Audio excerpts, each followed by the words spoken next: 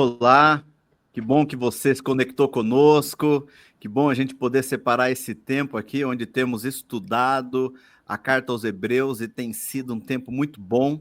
Eu sou o pastor Nildo, tenho trabalhado aqui na igreja com discipulado, com as famílias, e tem sido um tempo muito bom, mas a parte melhor é que eu não estou aqui sozinho para a gente conversar sobre Hebreus, e quero apresentar também os nossos amigos aqui hoje. Pedindo então para primeiro se apresentar ali o pastor Ilquias. Isso, eu sou Ilquias, tenho servido aqui na Igreja Batista em Lindóia há muito tempo, né? E estamos estudando com você aí a carta aos Hebreus, tem sido muito desafiador. E hoje o tema de hoje é maravilhoso, viu? Vamos caminhar, pastor Nilton. Vamos lá. E você, pastor Tudo Tiago? Tudo bem, pessoal? Eu sou o pastor Tiago. Para mim é uma alegria poder servir nesta igreja e uma alegria maior ainda é poder conversar sobre Hebreus da maneira como a gente tem feito aqui, né? A experiência que nós tivemos na nossa última aula foi uma experiência interessantíssima, muito valiosa. Então, para nós é uma alegria se você está aqui com a gente de novo, ou para nós também é uma alegria para você que está aqui com a gente pela primeira vez, né? Dá tempo de olhar os outros e ficar com a gente até os próximos. Isso mesmo, dá tempo. Olha só, hoje nós vamos conversar sobre Jesus sendo maior que Moisés. E é muito interessante que o capítulo 1 a gente fala da superioridade de Jesus sobre os anjos, fala de quem é Jesus. Nós vemos aí no capítulo 2 falando de a gente ficar atento com a salvação e não negligenciá-la. É apresentado um Jesus acessível para a gente, um Jesus que venceu a morte. E agora, aqui no capítulo 3, a gente vê o autor aprofundando um pouquinho mais esse tema, e a gente conversou sobre isso, exatamente como o autor de Hebreus ele faz muitas referências ao Antigo Testamento, então isso vai continuar a se repetir aqui nas nossas conversas. Mas eu quero ler com você aqui o capítulo 3, do versículo 1. Nós temos usado como versão a NVT, mas você pode olhar aí na sua versão também, até legal que você dá compara um pouco ali os textos e a gente vai crescendo juntos aí. Então olha só o que diz aqui o capítulo 1, o versículo 1 do capítulo 3, algumas questões aí que eu já vou, inclusive, na sequência, abrir a palavra aqui para os nossos amigos aqui. Olha só, diz assim: portanto, irmãos santos que participam do chamado celestial, considerem atentamente a Jesus, que declaramos ser apóstolo e sumo sacerdote, pois ele foi fiel àquele que o designou, assim como Moisés serviu fielmente quando lhe foi confiada toda a casa de Deus. Quero ler só esses dois versículos aqui, como uma parte introdutória à nossa conversa, quando ele começa a conversar sobre quem é e quem são, e quem é Jesus e quem nós somos, para quem ele está mandando essa carta. Ele começa exatamente com no versículo ali, portanto. Então, de acordo com tudo aquilo que ele foi falando antes ali, a gente até falou isso na semana passada não, no nosso estudo passado, sobre essa ideia de quem é. Pois, portanto, irmãos santos que participam do chamado celestial, considerem atentamente a Jesus. Quando você olha para esse versículo aqui, pastor Ilquias, o que chama atenção nessa parte introdutória do capítulo 3 aqui? Eu não tenho como esquecer o que nós estudamos no estudo anterior, quando o texto aponta Jesus feito de carne, de sangue, semelhante a nós, e ele se humanizou, e mesmo se humanizando, melhor dizendo, ele foi fiel, é o que diz o versículo, o capítulo 3. Ele foi fiel, mesmo assumindo a forma humana, a forma de servo, ele se manteve fiel. E aí, mais uma vez, há uma referência à maior autoridade do judaísmo, né? Moisés, o maior profeta do judaísmo. E aí ele coloca, assim como Moisés serviu fielmente Jesus também foi fiel. Ele coloca Jesus, esse personagem no primeiro momento histórico, e o povo tinha ouvido falar de Jesus, os feitos de Jesus ecoavam até aqui, a crucificação de Jesus, não fazia muito tempo que isso era notório historicamente. Há eles fazem o autor faz um remete a Moisés. Moisés não foi fiel, o povo judeu não tem por Moisés uma admiração profética ordinária. Então ele agora coloca Jesus e aí fala como é que o povo vê Jesus. Nós que declaramos que ele é apóstolo e sumo sacerdote. Há uma referência aqui à igreja do Senhor Jesus. Quando ele é aplicado aqui, é visto como apóstolo. Então, assim, eu acho que nós precisamos entender que a humanidade de Jesus não o diminuiu, né? Pelo contrário, o exaltou. E aí esse texto nos faz pensar exatamente sobre o desafio que nós temos de sermos servos fiéis. Moisés serviu fielmente, Jesus serviu fielmente e nós devemos servir fielmente.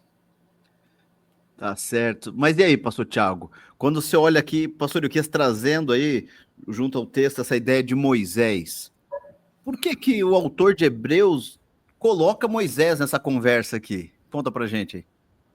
Porque o leitor de Hebreus, né? Para quem foi endereçada a carta, quem leu a carta aos Hebreus, o destinatário inicial, né? Eram judeus convertidos. E é muito interessante porque o verso 1 do capítulo 3, ele é um verso muito importante, porque vários outros textos em Hebreus vai nos trazer aquela dúvida. Será que essa carta foi escrita para crente salvo? Ou foi escrito para um pessoal que estava frequentando ali a igreja, né? A gente brinca, né, nos dias de hoje. Será que eram amigões do evangelho, né? E o verso 1 vai dizer: portanto, santos irmãos. O autor de Hebreus não chamaria santos irmãos pessoas que não seriam salvas. Então, portanto, santos irmãos, né? Tudo que Jesus disse, o pastor Ilquias nos colocou bem, tudo que o capítulo anterior disse, nos faz olharmos fixamente para Jesus. Por quê? Ele foi fiel, fez tudo do jeitinho que era para ser feito, inclusive como Moisés fez. Por quê? Porque Moisés era alguém, né? Vamos brincar ali, era o ídolo, né, do pessoal dos judeus. Ninguém foi como Moisés. Moisés, ele é o cara. Então, olha, deixa eu dizer uma coisa para vocês. Ele foi tudo aquilo que eu disse no capítulo anterior, inclusive do jeitinho que Moisés fez. Mas o bom é que o texto não para no verso 2, né, pastor Nildo? O texto vai continuar. E é interessante, né, quando a gente pensa nisso daí, porque no capítulo 1 e capítulo 2, ele foi trazendo primeiro a ideia de anjos, né? E ele tá ligando lá, a lei foi dada por anjos e tal, e quem recebeu essa lei, quem recebeu isso, foi Moisés. Então, ele tá trazendo à mente desse leitor que conhecia do Antigo Testamento esses personagens que estava muito forte para eles. Só que ele sempre traz esses personagens e aponta para Jesus. Ele traz a referência e aponta para Jesus, porque ele fala, olha, esse Jesus foi fiel igual esse Moisés que a gente segue. Ó, esse Jesus, ele é superior ao anjo que entregou a lei lá para Moisés. Esse Jesus, e ele vai falando desse Jesus, né? E é muito legal, o versículo 3, olha só que legal o versículo 3. Jesus, no entanto, aí já começa explicando, né? No entanto, é digno de muito mais honra que Moisés. Assim como a pessoa que constrói uma casa merece mais elogio que a casa em si. Pois toda casa tem um construtor, mas Deus é o construtor de todas as coisas. E aí, pastor Ilquias, o que o autor agora está nos trazendo à mente aqui? Pois olha, eu queria que a gente alinhasse a fala do pastor Nildo ao texto projetado. Foi. Né? A culpa foi da pecinha que tá mudando os textos bíblicos aqui. A pecinha que está mudando o texto bíblico precisa mudar também quem estiver falando, porque o pastor Tiago estava falando e fiquei eu aqui me mostrando para o pessoal.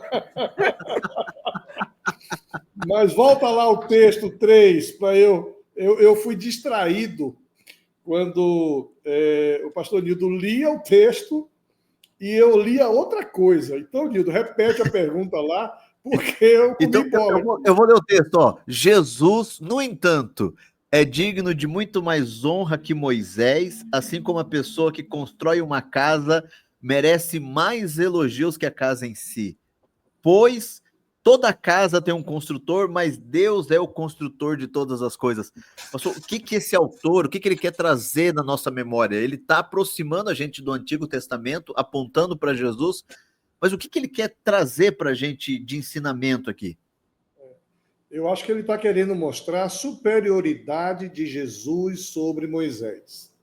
A superioridade de Jesus sobre os anjos, sobre Moisés, sobre tudo aquilo que nós, os próprios leitores de Hebreus, estavam acostumados. Olha, Jesus, no versículo anterior, foi fiel como Moisés foi fiel. Agora ele coloca Jesus em um plus, né? Jesus é superior, digno de mais honra do que Moisés. Aí a gente começa, na prática, pastor Nildo, eu vejo como sendo um confronto com a religiosidade que domina muitas vezes o nosso coração.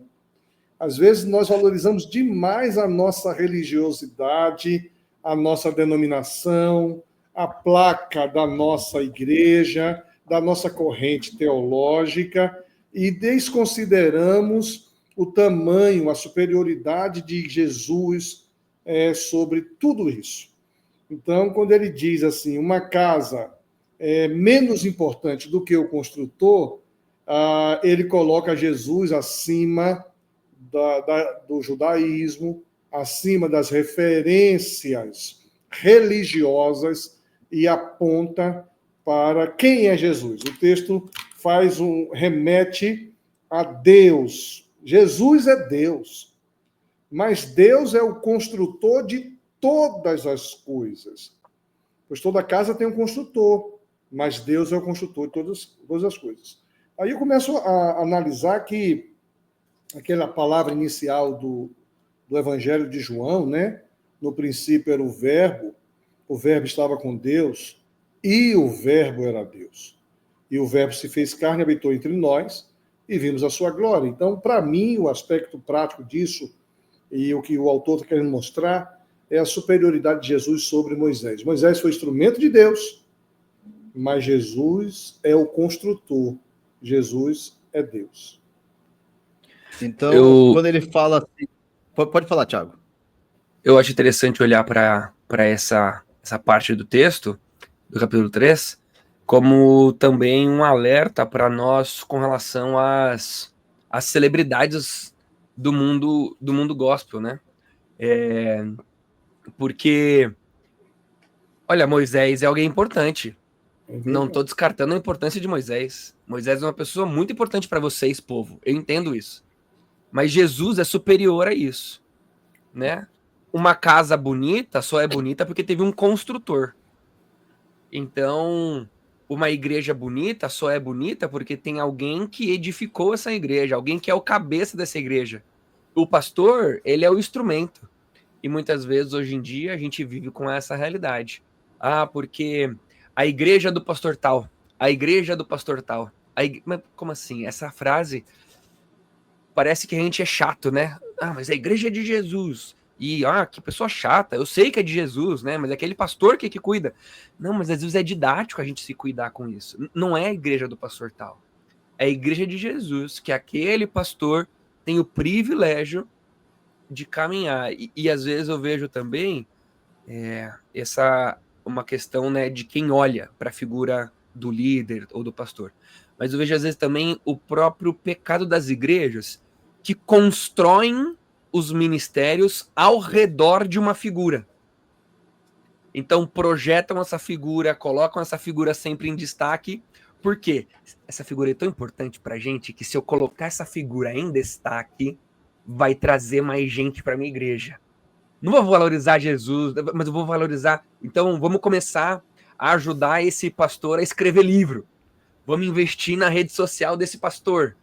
E talvez eu possa segurar um pouquinho mais a minha fala para não entender que eu estou tentando comunicar algo que não seja só a explicação do texto bíblico. Mas é uma realidade que eu acho que é muito importante de a gente perceber, né? Moisés é importante, gente. Mas olha, estamos vivendo o que estamos vivendo por causa de Jesus, não por causa de Moisés. Lembrem disso. Então, o que vocês dois falaram é exatamente isso aqui, ó. Assim como a pessoa que constrói uma casa merece mais elogios que a casa em si. Veja, quem construiu é mais importante do que a casa, né? Por exemplo, quem é mais importante, o Museu do Olho ou o Oscar Niemeyer, né? Achei que você ia falar o olho do museu. Desculpa, piada. Talvez. Quem é mais importante no processo, né? Eu acho muito interessante que as pessoas, antes delas se interessarem por Cristo, elas se interessam pelo discípulo de Cristo, né? Elas olham primeiro para a gente, mas se eu não direcionar o olhar dela para Cristo, ela vai se perder em mim, ela vai se perder em nós, né? E porque o mais importante é a obra que Deus fez em mim, e não exatamente eu. Moisés, como você disse, Moisés é extremamente importante, mas mais importante ainda. Eu lembrei, pastor Euquias, daqueles ideia do Rick Warren, né, das igrejas, né, e as igrejas de personalidade. Quando tiramos a personalidade da igreja, o que acontece com aquela igreja? Se tirarmos Moisés, pastor Euquias, do cristianismo, Moisés da Bíblia, o que aconteceria com o cristianismo? Fale pra gente. Com o cristianismo, Moisés... nada. Com o cristianismo, nada, porque o Cristo se fez carne, habitou entre nós e edificou a sua igreja. Mas eu acho que a gente deve ainda explorar um pouquinho essa personificação das igrejas. Quando eu falei ainda há pouco sobre Jesus é apresentado acima da religiosidade, e o Tiago se conteve, né, queria falar um pouco mais, ele não queria falar além do que o texto falava, mas quem está nos ouvindo precisa ouvir isso, sabe? E nós também precisamos ter cuidado. Eu vejo, por exemplo, 27 anos nesta igreja. Eu começo a falar a minha igreja, né? Eu começo a falar porque eu vou fazer, quer dizer, não sou eu, é a igreja que vai fazer. Mas a retórica que apresento, porque eu vou investir nisso, vou providenciar aquilo, e eu confundo esse eu vou fazer com o que a igreja do Senhor vai fazer. A igreja em que eu está fazendo. Então, se nós, que somos líderes, não prestarmos atenção para isso, nós não estamos ajudando os nossos, os fiéis que nos acompanham a se libertar também dessa idolatria, né? Então, nós vivemos, e eu acho que nós nunca vivemos um tempo tão personificado, onde o evangelho está tão personificado como agora, né? Essa personificação do evangelho. E isso é tão complicado, pastor Nilton, que a gente vê o seguinte: quando um pastor sai de uma igreja e a igreja perde o gás, falando agora da igreja local, né? A igreja local está ali acostumado com um personagem, com uma pessoa que tem um carisma muito forte, de repente muda isso, a igreja tem um delay ali, e muitas igrejas locais, a gente tem acompanhado denominações inteiras que se fragmentam, porque estavam firmados em uma só pessoa. Eu começo a pensar quando algumas denominações, esses líderes maiores deixarem de existir, será que a igreja vai existir, vai sobreviver? Então, quando você faz essa provocação, se tirarmos Moisés do cristianismo, o cristianismo vai continuar. Agora, é impossível tirar Moisés do cristianismo, porque Moisés foi instrumento para apontar o Cristo, né? Moisés foi o elemento usado por Deus para apontar o Cristo no cumprimento de tudo que há 2, 3 mil anos atrás foi feito e foi apontado.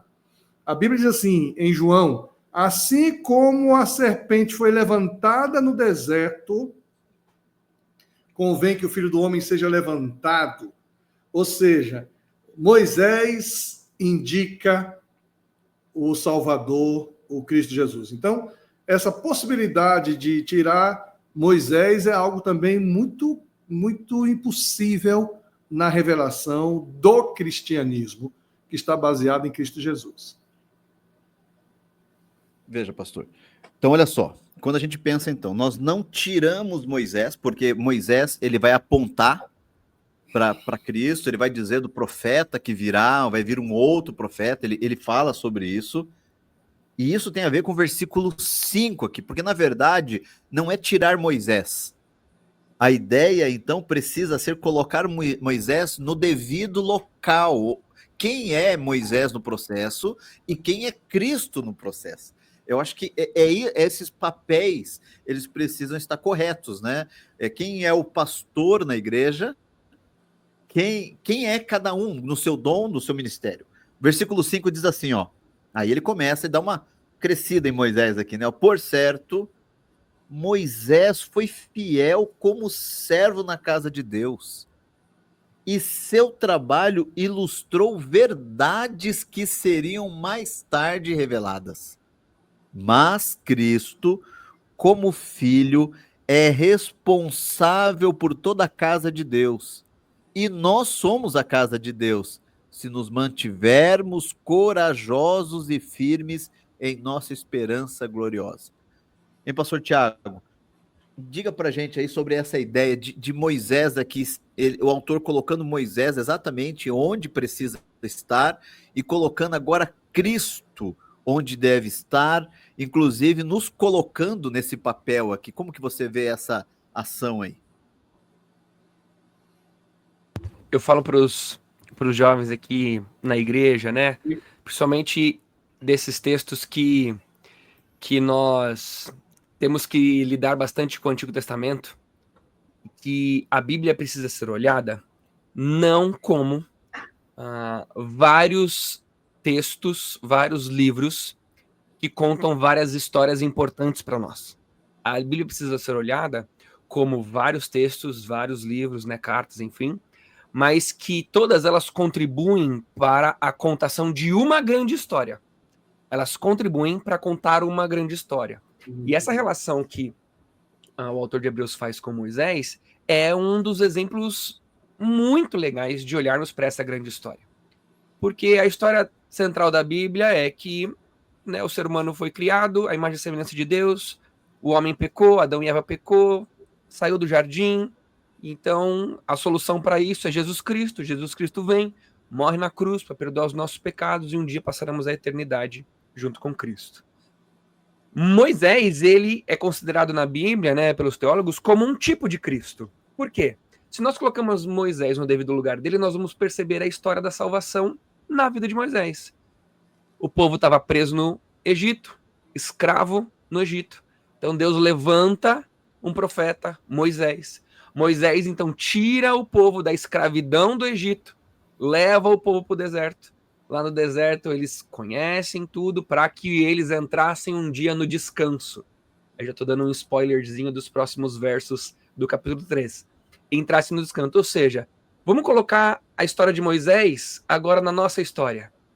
Escravos do pecado, Jesus vem, liberta a gente da escravidão do pecado para nos colocar na eternidade junto com ele, no descanso. Então, Moisés, no seu devido lugar, ele aponta para Cristo. Quando o povo olha para Moisés e fala assim, olha, eu acho que é assim que vai ser então um dia isso, Isso, eu estou mostrando como vai ser um dia. Eu sou um exemplo disso, né? De como que é ser liberado para um dia entrar no descanso do Senhor. Isso é colocar Moisés no devido lugar. Aí quando a gente chama Jesus para a história, veja, olha, Moisés, ele é um tipo de Cristo. E não Cristo é um tipo de Moisés. Essa é a relação que talvez o autor quer dizer. Ele não é um tipo de Cristo, mas Moisés é um tipo de Cristo, e não Cristo que é um tipo de Moisés. Agora, pastor Nilton, é interessante como o texto coloca Moisés lá em cima e depois coloca Moisés lá embaixo, né? Por certo, Moisés foi fiel como servo na casa de Deus. Aí ele foi fiel na casa de Deus. Depois ele diz que ele é apenas representativo, é apenas uma ilustração. E quando ele avança e chega até nós, né, ele expõe que o que é a Igreja do Senhor? É uma relação de complementariedade, sabe? Porque quando ele cita Moisés, cita Cristo como Filho de Deus, responsável por toda a casa de Deus, e nós, como casa de Deus, aí a gente vai entender por que a comunhão tem esse poder tão forte na igreja cristã, né? Não dá para basear a igreja cristã ancorada em uma única pessoa, em uma personificação. A igreja cristã, ela é a evidência de todas as partes. Paulo vai trabalhar isso de maneira muito clara. Nós complementamos uns aos outros. Nossa importância de complementariedade da igreja cristã é demonstrada aqui no texto de Hebreus, né? Pastor, e é interessante. Pode falar. Eu queria fazer uma pergunta para o pastor Luquez. Quando a gente olha ali os próximos versos, a gente vai sair um pouquinho dessa ideia da personificação, né? A relação com Moisés ali. E eu queria uma pergunta assim que me pega bastante. Que dica, pastor, o senhor daria para um membro da igreja conseguir não se contaminar com essa personificação? Porque quando a gente fala sobre esse cuidado, normalmente a gente está falando mais o cuidado com a igreja CNPJ. Olha, a igreja CNPJ, toma cuidado para vocês não personificarem o pastor de vocês, né, e tudo mais. Mas o membro todo dia ele está lá, ouvindo a mensagem, né?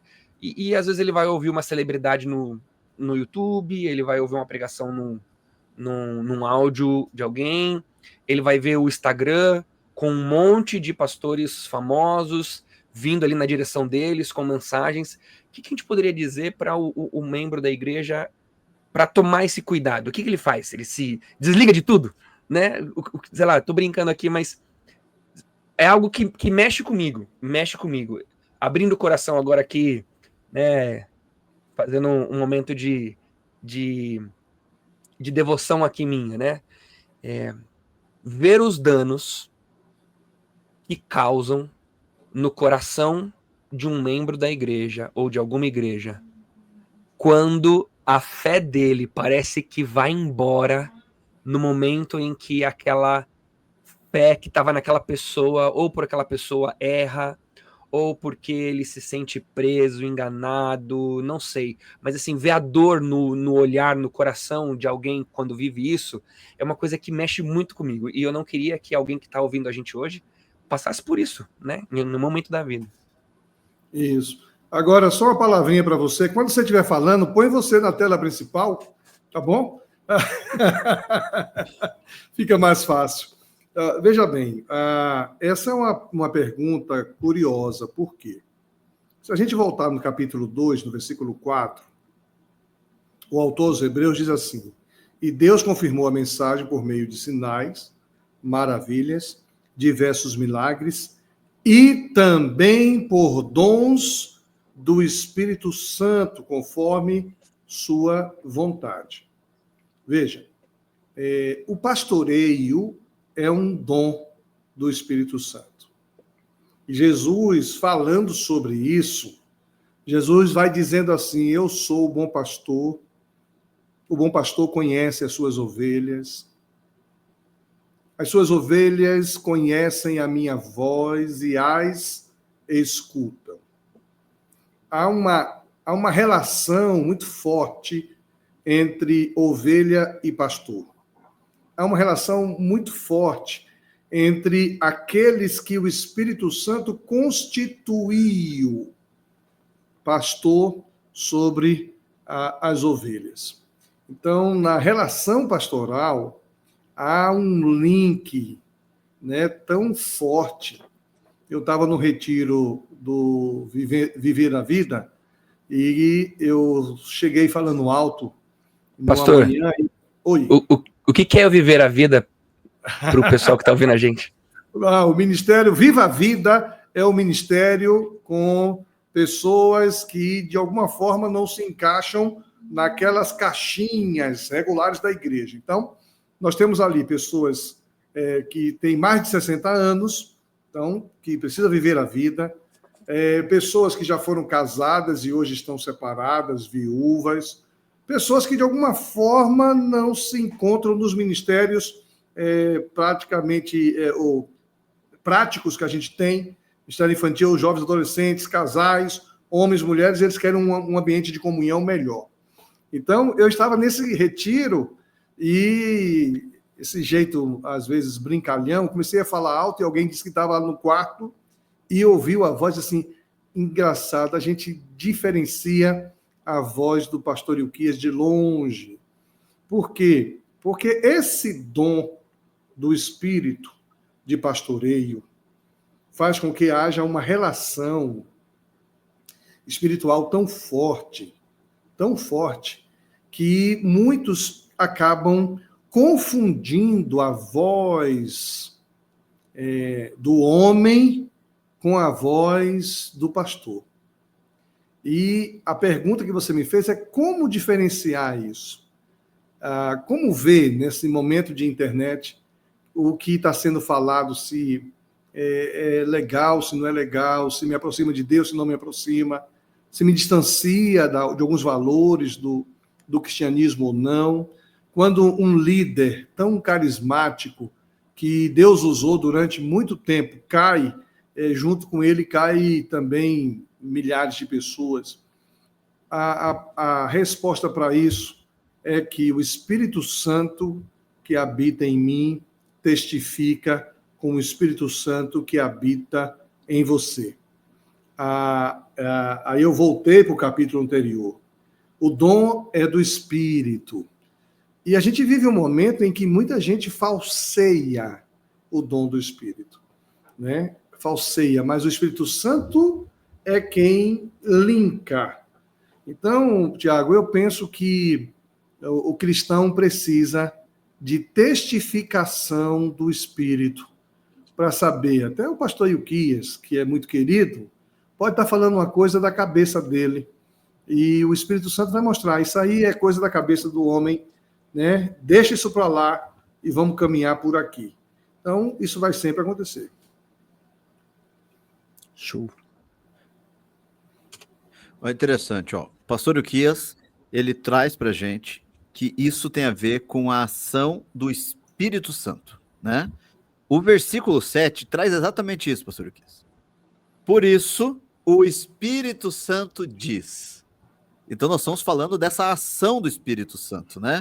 O que o Espírito Santo diz? Hoje, se ouvirem sua voz, não endureçam o coração, como eles fizeram na rebelião, quando me puseram à prova no deserto. Olha que legal, não colocaram Moisés à prova, colocaram à prova o próprio Deus no deserto. Ali, seus antepassados me tentaram e me puseram à prova, apesar de terem visto meus feitos durante 40 anos. Por isso fiquei irado com aquela geração. Que geração será que é essa? É Z, X, Y? Não sei. Fiquei irado com aquela geração e disse: seu coração sempre se desvia de mim. Vocês se recusam a andar em meus caminhos. Assim jurei em minha ira: jamais entrarão em meu descanso. Ei, pastor Tiago, como que a gente agora, pegando esse que o pastor Euquias falou, pegando nessa ideia aqui do Espírito Santo falando aos corações, dizendo, hoje se ouvirem a minha voz, e ele traz essa rebelião que aconteceu ali, como que a gente aplica isso aqui pra gente hoje? Qual que é a mensagem, ainda mais você que é um pastor de gerações ali, né? Pastoreando uma geração bem específica. Como é isso aí? Conta pra gente. Esse texto que você leu, pastor Nildo, ele é uma citação do Salmo 97. Peraí, deixa eu ver. Isso, 97. 95? 95, dos versos de Isso. 7 a 11. E ele é muito interessante, porque ele vai contar um pouquinho da história do Antigo Testamento. E a gente precisa visitar essa história para poder entender, né? Então, como que o povo colocou Deus à prova, né? Eles olharam para tudo que Deus fez e endureceram o coração. Como que como que o povo colocou Deus à prova? A gente tem vários episódios no deserto, né? Então, Moisés sobe para pegar a lei lá no monte, demora para descer, o povo fica, mas e aí? Não vai voltar mais? Será que ele morreu lá em cima? Bom, vamos resolver então, vamos fazer um bezerro de ouro, né? Colocaram Deus à prova, né? Um Deus que, além de ter feito eles passarem a seco no Mar Vermelho, um Deus que dizia para eles todos os dias, olha, não guardem comida nem água para amanhã. Por quê?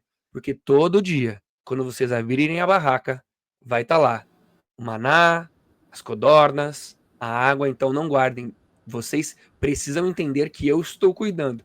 Um Deus que de dia, coluna de fumaça, a nuvem para deixar o ambiente mais fresco.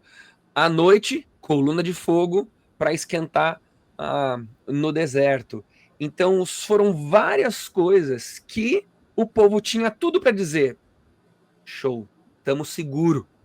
Mas quando o povo chega na porta da Terra Prometida, vão os 12 espias. Dos 12, 2 voltam e falam, tá tudo certo. Ele prometeu pra gente que a gente ia entrar no descanso, a Terra Prometida. 10 questionam, mas é uma terra de gigantes. Não tem. Todos concordaram que era uma terra incrível, mas 10 disseram que não ia dar para entrar e 2 disseram que ia dar para entrar. Então, a ira de Deus vem sobre aquela geração porque eu não acredito. Eu não acredito que depois de tudo o que eu fiz por vocês, vocês não entendem que eu tô cuidando de todas as coisas? O seu coração está sempre se desviando. E eles não reconheceram, vocês não me reconhecem. Em todas essas coisas vocês estão achando que era habilidade de vocês, coisa que vocês conseguiram no deserto. Então, ó, a minha ira sobre vocês é: ninguém entrará no meu descanso. É algo forte, é algo pesado, é algo que se a gente não entende muito bem a relação de Deus, o Antigo Testamento e o Novo Testamento, faz até a gente questionar, né? Puxa vida, eu não sei se eu queria servir ou pertencer a um Deus desse. Mas a gente precisa entender o que está acontecendo ali. Mas é isso. É um salmo, e eu fico imaginando, né? O salmo como uma poesia, uma canção, em que momento que eles cantam uma coisa dura dessa no templo, né? Mas essa é uma questão bem importante de a gente entender nesses versículos, que é um salmo do Antigo Testamento contando o que aconteceu lá no deserto.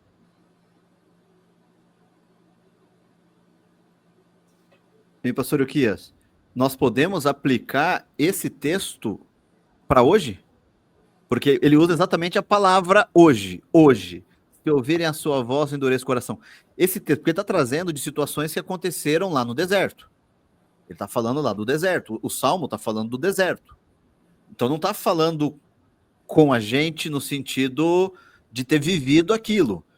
Mas esse texto, a gente pode então olhar para esse texto para aplicar para a gente usando essa palavra hoje?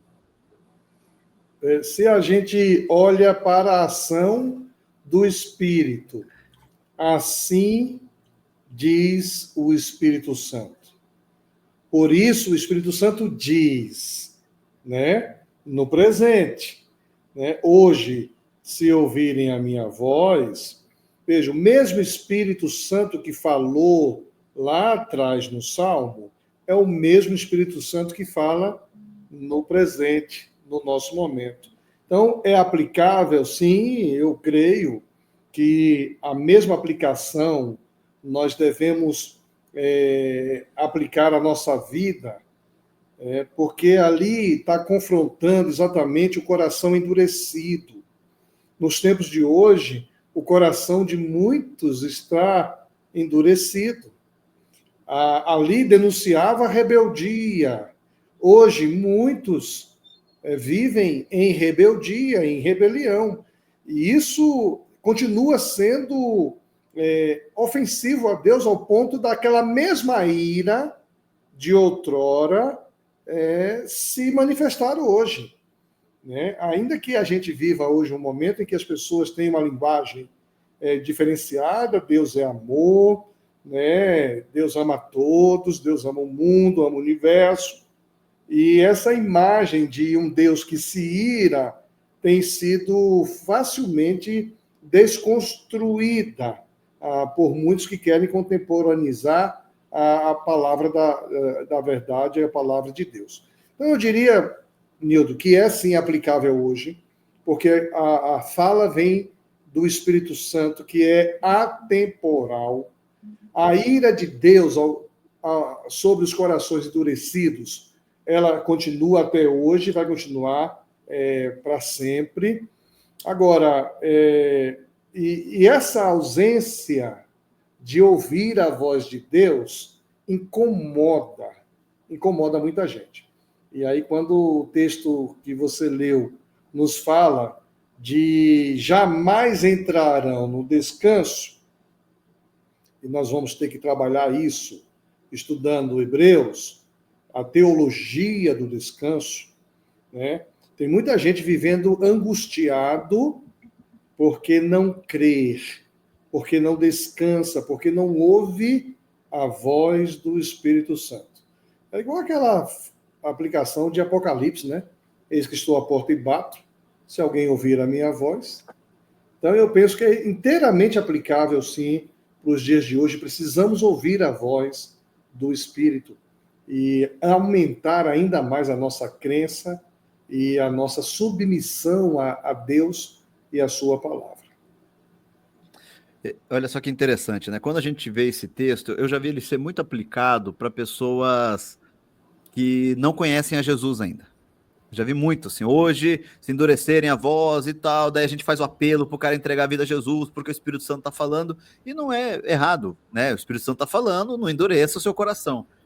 Mas olha que interessante, o versículo 12, ele tá dizendo bem pra gente mesmo, né? Tá falando isso aqui para os leitores que conheciam Jesus, quando ele diz, portanto, versículo 12 ali, ó, portanto, irmãos, cuidem para que nenhum de vocês tenha coração perverso e incrédulo que o desvie do Deus vivo.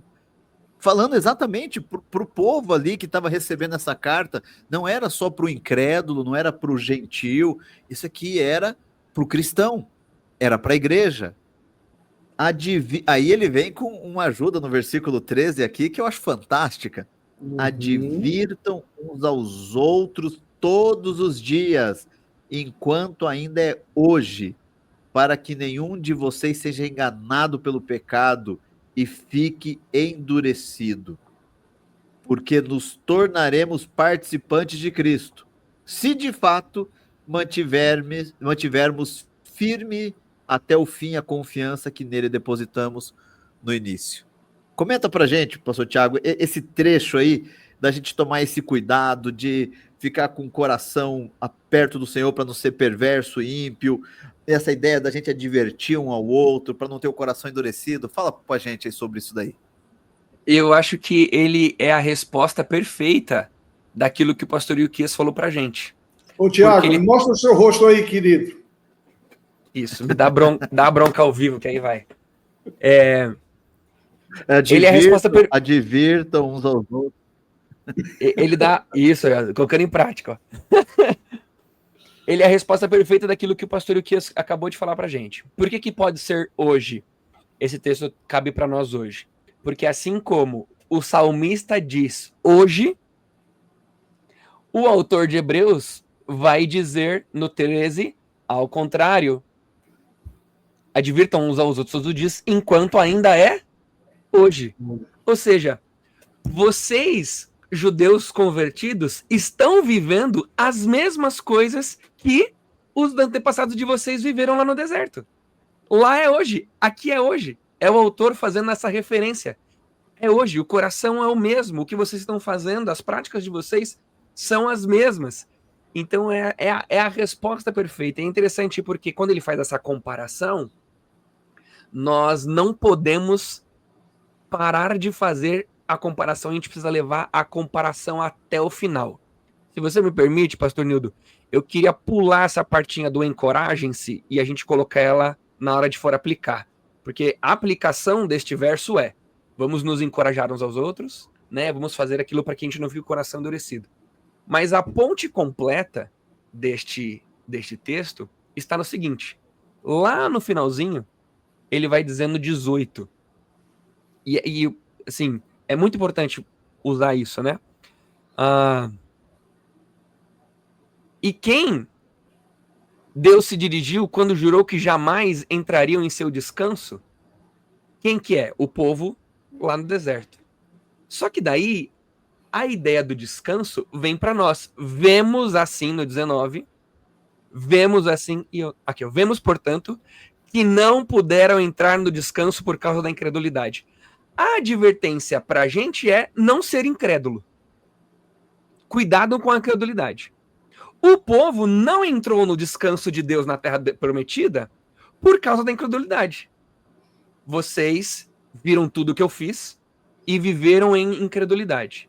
Agora eu estou dando uma orientação para vocês, judeus convertidos. Nós, igreja, não vivam com a mesma incredulidade dos judeus. Lá no deserto, com os hebreus no deserto. Por quê? Porque vocês também não entrarão no meu descanso. Aí a gente fica assim, mas espera aí, tá falando para crente. Será que esse texto vai sugerir a perda de salvação? Porque se eu ficar como um incrédulo, eu também não vou entrar no descanso. Mas o começo do nosso capítulo é: Jesus é superior a quem? A Moisés. Moisés tinha poder para garantir a entrada do povo na Terra Prometida? Não. Por isso que o povo não entrou na Terra Prometida. Por isso que aquela geração inteira morreu no deserto. Agora, Jesus tem poder para garantir a minha entrada na eternidade? Tem. Essa é a diferença. O povo do deserto, com a incredulidade, perdeu o privilégio do descanso. Nós, se em algum momento vivemos essa incredulidade, nós temos o Espírito Santo, nós temos Cristo Jesus, que vai ser o agente para não nos perdermos no meio do caminho, e daí a aplicação: perseverar, encorajar uns aos outros. É a grande história sendo contada nesse pedacinho. Esse é um dos textos, pastor Nildo, que a gente diz que são passagens de advertência em Hebreus. Na aula passada nós falamos sobre a primeira passagem de advertência, que era da negligência. Essa é a segunda passagem de advertência, da incredulidade. É o autor de Hebreus dando a bronca: olha, não sejam incrédulos como o povo no deserto foi. Vou devolver, porque hoje minha função não era puxar o texto, mas eu acho que a gente poderia fazer aquela pergunta, né? Assim como o que era negligenciar? Talvez a gente podia responder agora: o que é viver como um incrédulo? Sei lá, a sugestão. Olha só, Thiago, muito bom. Quando você entra no descanso, já quero preparar, então, você que está nos assistindo aí para o nosso próximo episódio. A gente vai falar exatamente dessa teologia do descanso, né? O que é exatamente essa ideia. Mas quando a gente é provocado agora, e para você não ficar aí sem essa resposta, o que seria isso de nós, como cristãos, agirmos como incrédulos? Como que seria isso, pastor Ilquias, essa ideia de que nós temos que tomar cuidado para que o nosso coração perverso, incrédulo, nosso coração não seja perverso, incrédulo e nos desvie do Deus vivo? Como que a gente pode aplicar isso? Como que seria isso daí? A gente tem ouvido muito nos cultos aqui da Lindóia sobre como o coração do homem é enganoso, né? Como o coração do homem é enganoso. E a incredulidade leva pessoas para longe de Deus. Nós vamos trabalhar um pouco a teologia do descanso no próximo episódio, mas Jesus convida as pessoas a crerem nele. Né? Quem crê em mim, do seu interior fluirão rios de água viva. Quem crê e for batizado será salvo. Né? Vinde a mim, todos vós que estáis cansados e sobrecarregados, eu vos aliviarei. Tomai sobre vós o meu jugo e aprendei de mim, que sou manso e humilde de coração, e encontrareis descanso para vossas almas. Há uma relação íntima entre a crença e o colher, o resultado da crença. A incredulidade tem sido confrontada constantemente na vida cristã. Se creres, verás a glória de Deus. Nós somos levados a crer no palpável, naquilo que a gente consegue pegar, naquilo que os nossos olhos diretamente veem, e o que nem olhos viram, nem ouvidos ouviram, é o que Deus preparou para aqueles que o amam. Então, quando a gente ama a Deus, precisamos crer que Deus é e está presente em todas as coisas. Então, quando eu olho para o capítulo 3, nessa perspectiva que tem sido apresentada aqui, Deus dirigiu o povo, Deus deu sinais através de Moisés, o palpável foi visto ali, a vara se transformar em cobra, foi visto ali, né? O rio se transformar em sangue, foi algo perceptível, e de geração para geração, isso chega aos primeiros leitores de Hebreus. Agora, isso tudo tem por fim a aumentar a nossa fé. Então, a crença em Jesus, a fé em Jesus, a gente vai estudar daqui a pouco, lá na frente, a galeria da fé. Então, eu penso, Nildo, que a dificuldade de crermos tem a ver com a dureza dos nossos corações. Por isso, essa advertência: se hoje ouvirdes a minha voz, não endureçais o vosso coração. E nós temos a tendência de endurecer o coração, especialmente quando a voz confronta com nossas vontades, com o nosso ego. Então, eu penso que a grande mensagem do Evangelho é essa advertência de continuar crendo, sem duvidar e ouvindo a voz do Espírito Santo de Deus. Muito bom. Pastor Tiago, você faz aí, por favor, a sua consideração final, principalmente considerando aqui o versículo 13. Advirtam uns aos outros todos os dias, enquanto ainda é hoje, para que nenhum de vocês seja enganado pelo pecado e fique endurecido. Aparece para nós aí e comenta isso aí, por favor. O interessante é que viver de uma maneira como um incrédulo, né?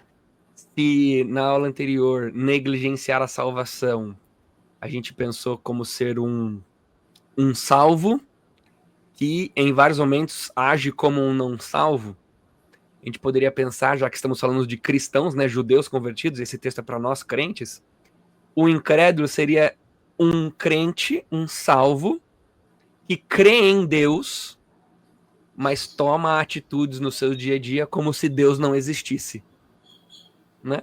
Então eu tô aqui, eu vou fazer isso porque ninguém tá vendo. Exatamente. Ninguém tá vendo. Só aquele que você crê tá vendo todas as coisas. Você crê em Deus, mas vive como se ele não existisse, né?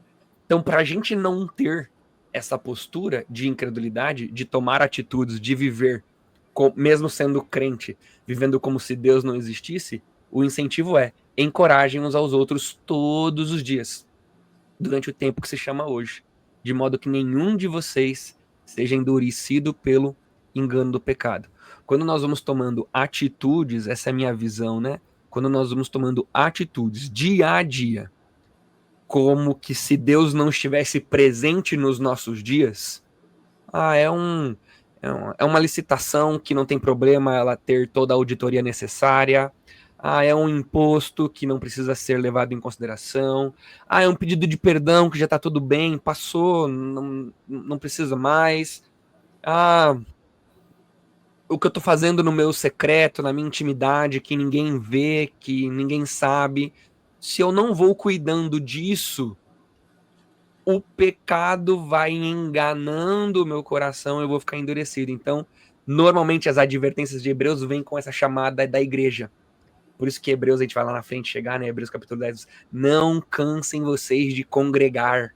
Por quê? Porque é nesse ambiente que tem o encorajamento. Para eu ser um bom pastor, eu preciso do pastor Nildo, do pastor Yukias e do pastor Vilibaldo. É esse encorajamento uns aos outros. É quem está do seu lado, é quem está servindo no ministério com você, é o seu familiar, é as pessoas que estão em encorajar uns aos outros durante o tempo que se chama hoje. Olha, parece que ninguém está vendo, mas Deus está vendo. Vamos fazer diferente? Pare com isso. Vamos mudar de rota, vamos fazer de uma outra maneira. Eu acho que é essa a ideia da advertência e do incentivo que a gente tem hoje, né? Interessante. Hebreus, o autor de Hebreus, ele vai citar no 15 o mesmo salmo. Se hoje vocês ouvirem a sua voz, não endureçam o coração como na rebelião. Ele pega o texto de Salmos e fala como se fosse para eles hoje. Olha, então, tá vendo? Mesma coisa. Não, se vocês ouvirem, não endureçam o coração como na rebelião. Ou seja, um coração endurecido é o coração rebelde, né? E a gente sabe que isso aí não é nada bom. Pastor Uquias, faça, por favor, aí suas últimas considerações deste capítulo, deste tema de hoje, por favor.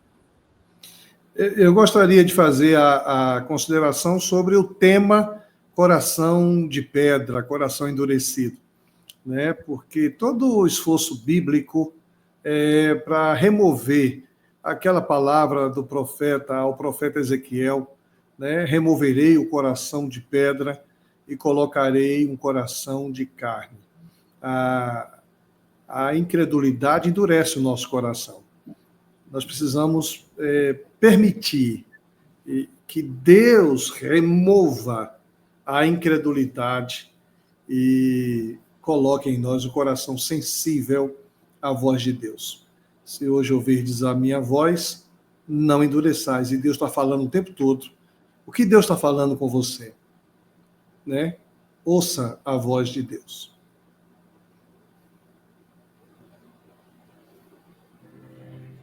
Amém, amém. Que Deus abençoe aí a sua vida, que Deus derrame sobre você graça e que a gente entenda essa mensagem aí e que o nosso coração não fique endurecido. Se você não viu os episódios anteriores, nós temos aí o episódio capítulo 1, temos o capítulo 2, dá uma olhada, vai ser bom. E no próximo episódio, né, nós teremos aí no próximo episódio o capítulo 4 de Hebreus, onde nós vamos falar do descanso. Já fazendo um pequeno comentário sobre o descanso, você tem conseguido descansar em Deus? O episódio vai falar de um descanso um pouquinho diferente, mas eu já trago essa ideia também para você, se você tem conseguido descansar. Que Deus abençoe a sua vida, nos vemos aí no próximo episódio.